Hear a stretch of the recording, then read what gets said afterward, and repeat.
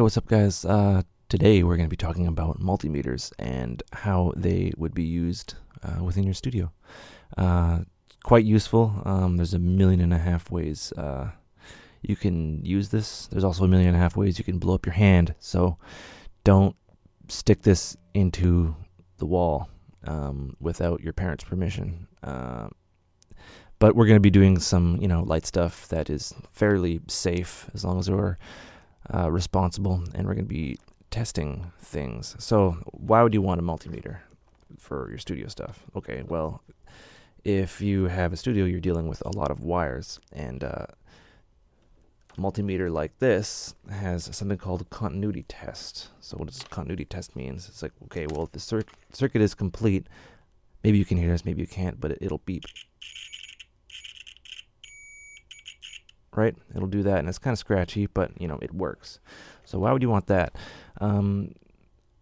Say if you go to Value Village, or you go to like a secondhand shop or whatever, and you want to get some cables at a discount, but you don't know if the cables work, and you're gonna plug your cable into an amp or whatever to test it out.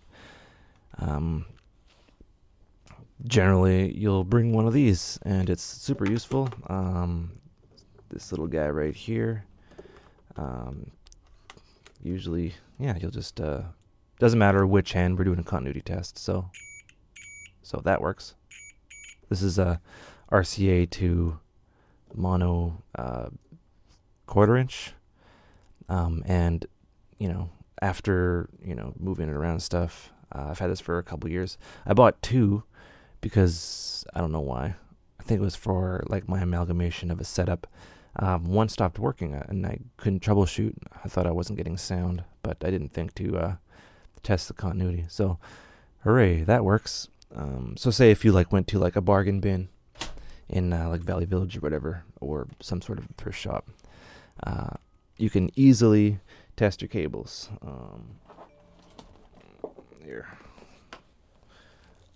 Look at this jumble of garbage. All right, this is very old, and I'm not sure if it works or not. So I'm gonna go, red. I'm just gonna do that, and oh, come on. It's okay if you touch it. Oh, it works. Hopefully you can hear that. Right, works good. We'll do black. Where to go? Why am I touching it? There we go. Wait. Oh, yeah, there we go. So we'll do that. So, right, and it'll just beep obnoxiously if there's continuity. So, this, because these break. I've had a few just stop working, mainly because this bendy part. This will get bent, and the connections will kind of sever. They're decent quality cables and all that fun stuff.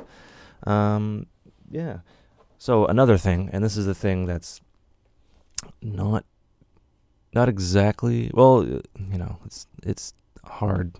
Okay, I'll do one more of these guys. So I'll just hide that. Can't look at that yet. So we have this little adapter here. So how would you test that? You would just go that, right? Damn it. You have to test both. So negative, or the ground rather, or whatever, that works. You can just jab that guy in there, right? So we're doing all kind of connections, and it's super easy to test if you were to find one of these in a bin, right? And you can annoy your fellow patrons, and you get little steals like that, which is pretty cool. You could use that, and basically you can test anything. This is something that is not too safe. I'm not going to be doing this with it plugged in, but this is a wall wart or a wall transformer. This is the American version. When you get one of these, and there's a lot of them, and they have a lot of uses, and they have a lot of uses. This is for my Motu. When my Motu died, I thought it was this. So I tested it, and this was working fine. So then I concluded, oh, it's the inside of my Motu that blew up, right? My other sound card, right? It's powered via this guy. So what you want to do, and I'm just going to do this just for the sake of the video, but do not do this. Do not do this unless you know exactly what you're doing, unless you ask your parents. You have to make sure that it is a DC power supply. Do not fuck with AC. Do not stick this into the wall. There's a thing you can get at Radio Shack to check your ground, and I recommend you check your ground. It's a little tiny device. It plugs in, and it lights up, and it says, okay, you got good ground, okay, you got bad ground. There's that. Also, if you think you have a problem with your power, call an electrician, because, yeah, he knows more than you probably. Don't go messing around with the ground, or the mains. The mains means what's in your wall. And this video is more towards North American, because I know in Europe and all that fun stuff, they have a different kind of conversion. Anyway, so you have a transformer you found, and you have a device. So you look at your device. We have our guy here. This is no longer works also. I don't know why things blow up. But this is, it says right on that, DC 12 volt. This needs DC 12 volt. Okay, so say you go to a shop of doom, and you want to find a wall wart for it. You need 12 volt wall wart direct current. This is, you read it, it's 15. So you say, okay, well, that's not going to work.